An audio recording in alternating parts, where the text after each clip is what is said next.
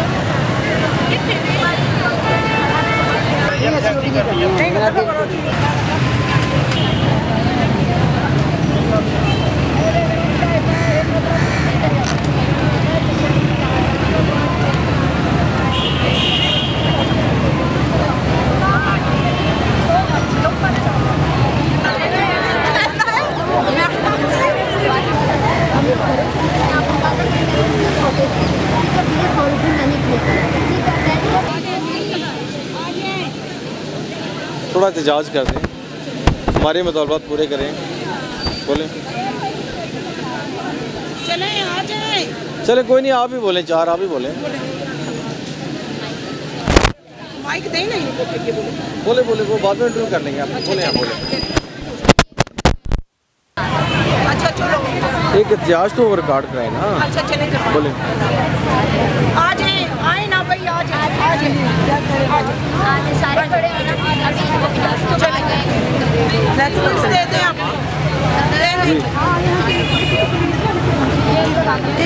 आए ना तो सिफा आ जाए ना।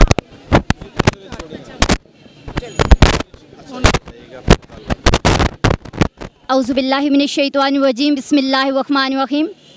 आज हम तमाम LHVs आल पंजाब एसोसिएशन से यहाँ पे अपने कुछ मुतालबात लेकर एक पुरअमन एहतजाज करने के लिए हाज़िर हुई हैं। और हमारे इस एहतजाज का मतलब एक पुरअमन एहतजाज ही है, जिसमें हम अपने टोटल 4 मुतालबात लेकर आए हैं जो हम चाहते हैं कि वो पूरे कर दिए जाएं।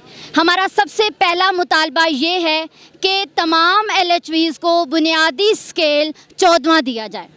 हमारा दूसरा मुतालबा ये है कि PHFMC और IRMNCH के तमाम तर LHVs को रेगुलर किया जाए। हमारा तीसरा मुतालबा ये है कि जितनी हमारी सीनियर LHVs का तमाम तर प्रमोशन का लेटर वापस लिया गया है, उनको दोबारा से प्रमोशन दी जाए।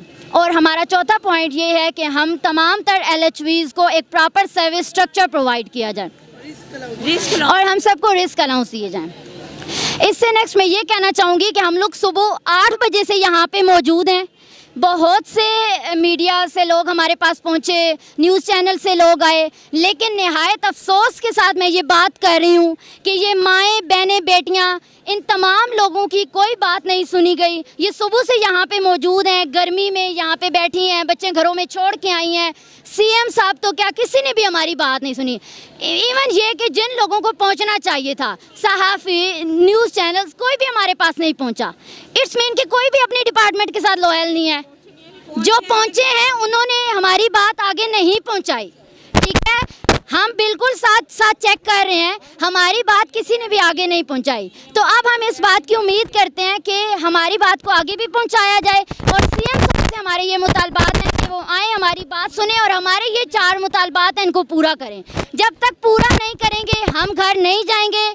हम पोलियो की मुहिम का भी बाइकाट करेंगे। हम लोग बिल्कुल घर नहीं जा रहे, चाहे हमें पूरा महीना यहाँ पे रहना पड़े। पिछले 40 साल से LHVs जलील होती आ रही हैं, किसी ने कभी हमें रिस्क अलाउंस नहीं दिए। सुबह से शाम तक बेबान इलाकों में खड़े होकर हम लोग सर्विसेज दे रहे हैं, लेकिन निहायत अफसोस के साथ कि किसी ने कभी हमें प्रोटेक्ट नहीं किया। आखिर क्यों? नर्सेज भी हैं, हम भी आपकी बहनें हैं, हमें ही हमेशा क्यों पीछे रखा जाता है?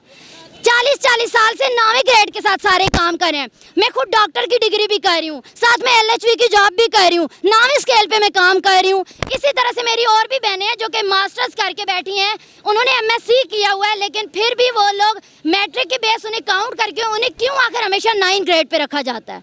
हालांकि काम हम सारे कर रहे हैं। डॉक्टर्स का काम हम कर रहे हैं, डिस्पेंसर का काम हम कर रहे हैं, इसके अलावा EPI का काम हम कर रहे हैं। यहाँ तक कि सबसे बड़ा प्रोग्राम है पाकिस्तान का EPI प्रोग्राम, ठीक है, एक्सपेंडेड इम्यूनाइजेशन प्रोग्राम, वो भी हम चला रहे हैं, ठीक है। माँ और बच्चे की सेहत हम मेंटेन कर रहे हैं। पूरे पंजाब क्या पूरे पाकिस्तान में 70,000 से ज़ायद डिलीवरियां एक महीने में होती हैं और वो 70,000 से ज़ायद डिलीवरियां तमाम तर LHVs कर रही हैं। फिर आखिर ये नाइंसाफ़ी हमारे साथ क्यों और कब तक चलेगी? हम ये CM साहब से सवाल लेने आए हैं कि जब उन्होंने बोला है तो अपना वादा पूरा करें। 2006 में उन्होंने हमसे वादा किया था, लेकिन अभी तक कोई उसका अमल सामने नज़र नहीं आ रहा। सर्विसेज हम दे रहे हैं, पोलियो मुहिम हम कर रहे हैं, कोविड में सबसे फर्स्ट लाइन पे हम खड़े हैं, लेकिन हमें कहीं भी रिस्क अलाउंस नहीं मिल रहे। हमारे मुतालबात टोटली जायज़ हैं। हम एक पुरअमन एहतजाज के लिए आए हैं और हम उम्मीद करते हैं कि हमारी बातें मानी जाएंगी, और अगर ना मानी गई तो हम भी यही हैं और हम आगे भी इसी तरह रहेंगे।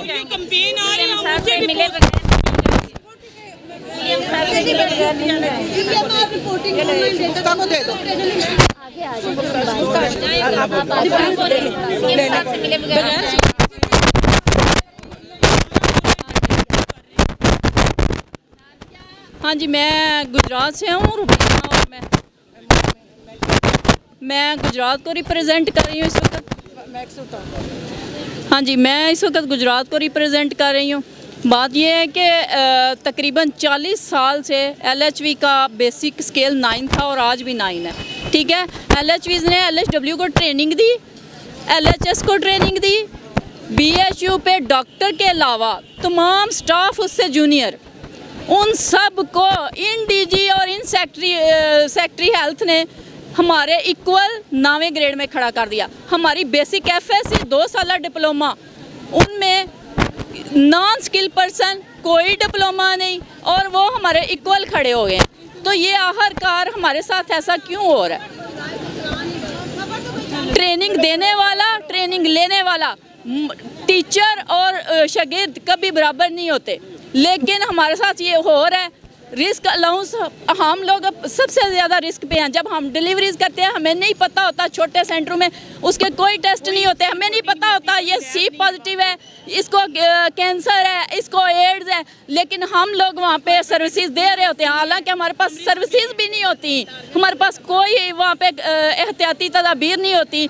और तीसरी बात, ये IRM-NCH PH-FMC वाले लोग, ये 16-16 साल से बच्चियाँ तन्हा, ये कहाँ का इंसाफ है? अगर आप लोगों से ये 24/7 चलते नहीं थे तो आप आगे क्यों बना रहे हैं? आप इन लड़कियों को अकेले तन्हा वहाँ पे जंगलों में छोड़ देते हैं, जहाँ पे कभी सिक्योरिटी गार्ड हुआ, कभी हुआ ही नहीं। अगर आपके पास आपसे ये चलते नहीं हैं तो आप इनको क्यों आगे बढ़ा के लेके जा रहे हैं? इनको एडजस्ट करें हेल्थ में।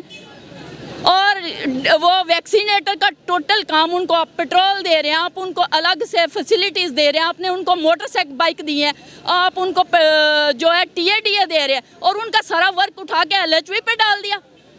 ये कंप्यूटर ऑपरेटर है, ये वैक्सीनेटर है, ये डिस्पेंसर है, ये क्या स्वीपर है? जाले नहीं उतरे LHV की एक्सप्लेनेशन कर दो। बाउंड्री वाल की भी अब जिम्मेदार है LHV। वेंटिलेटर उठाए, साफ करे, उसको चलाए LHV। ये कहाँ के इंसाफ है? टारगेट जबरदस्ती पूरे करवाए जाते हैं। क्लियर ना हो तो फिर जो ME अगर फेल कर जाता है नॉकडाउन, तो जिम्मेदार LHV। कोई भी आता है, वैक्सीनेटर का अगर कोई चेक करने वाला आता है तो उसको भी जवाब दे LHV, रिकॉर्ड दिखाए LHV, रजिस्टरों के जिम्मेदार LHV, ILR LHV।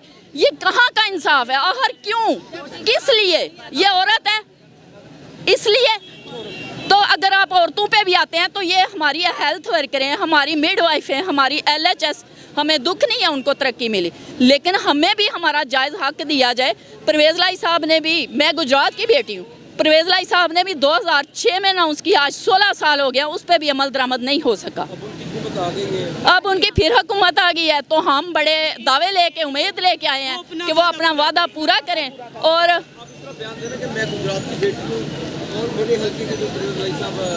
हाँ जी हाँ जी, अल्लाह ताला आपको उनको उन्हें दोबारा अल्लाह ताला ने उन्हें दोबारा मौका दिया। अल्लाह ताला ने उनको दोबारा मौका दिया और हमारी दुआ है कि वो फिर से प्राइम मिनिस्टर भी बने, लेकिन हमें हमारे जायज़ हक दें। सुबह से ये सारे लोग यहाँ पे छोटे छोटे बच्चे लेके कुछ घर छोड़ के आई हैं, कुछ सड़कों पे लेके बैठी हुई हैं, किसी बंदे ने बात नहीं सुनी।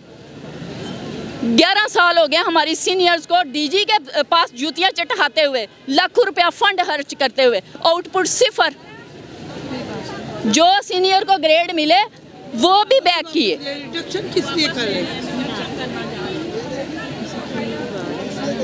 आज तक कभी किसी सरकारी मुलाजम को स्टेज देके या तरक्की देके उसे वापस लिया गया? इन्होंने वो भी कर दिखाया। वो भी कह रहे हैं करना है, हमें करना है, वापस लेने हैं, स्केल वापस लेने हैं। ये किस जगह का इंसाफ है? ये कैसा इंसाफ है? सिर्फ LHV के साथ ही ऐसा होना है?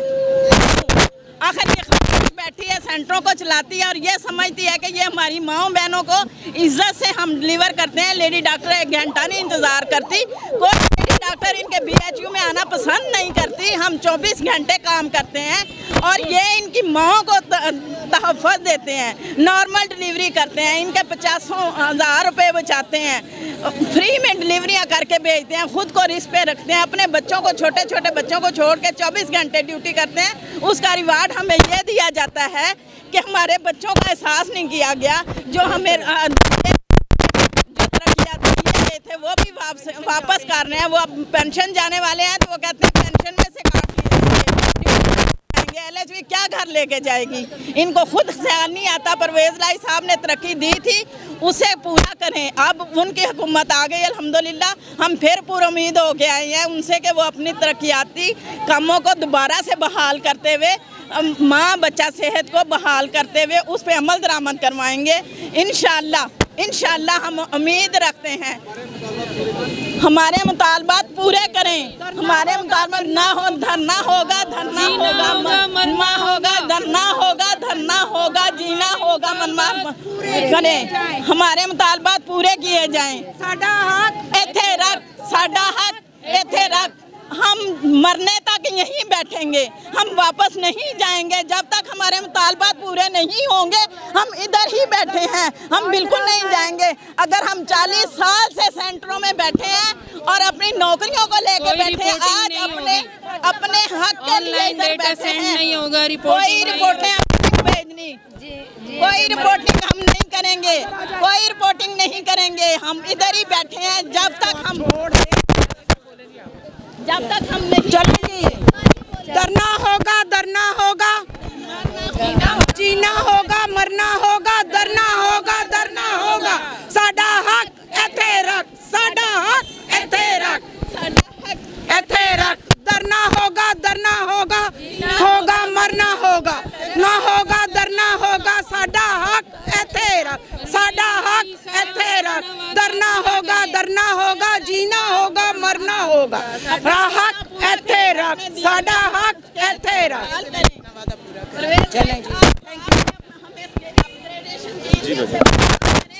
और उसमें मज़ीद हमें नहीं सुन रहा, आखिर क्यों?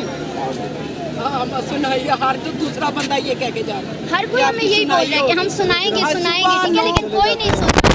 सारे शायद अपना डाटा जमा की हद तक आप इस चीज़ को तो रियलाइज करें कि हम लोग भी जवान बेटियां घर से बाहर निकली हुई, हमें उसका क्या फायदा मिलेगा? हम भी चाह रहे हैं कि अगर हम भी जा रहे हैं चले, लेकिन कोई लाइव नहीं चला रहा। रीज़न जाहिर है, हम समझ सकते हैं, आपको भी अपनी पे के इश्यूज हैं, ठीक है, जाहिर है आपने भी उधर से ही मुड़ जुड़ के लेना। लेकिन बात ये है कि कोई हमारे साथ, हमारा कोई मसला नहीं, तो तुम्हारे लिए आए हैं। यकीन करें, मैं सुबह से इतने इंटरव्यू